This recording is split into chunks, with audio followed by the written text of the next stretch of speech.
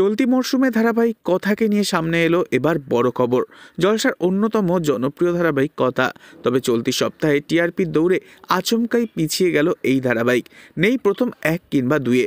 অন্যদিকে আবার সাহেব এবং সুস্মিতার প্রেমের গুঞ্জনের সমাপ্তি ঘটেছে।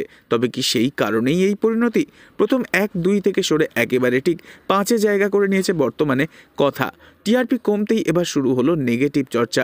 শোনা যাচ্ছে অপরাজিতা ঘোষের নতুন ধারাবাহিকের আগমনেই এবার বদলানো হতে পারে কথার সম্প্রচারের সময়সীমা।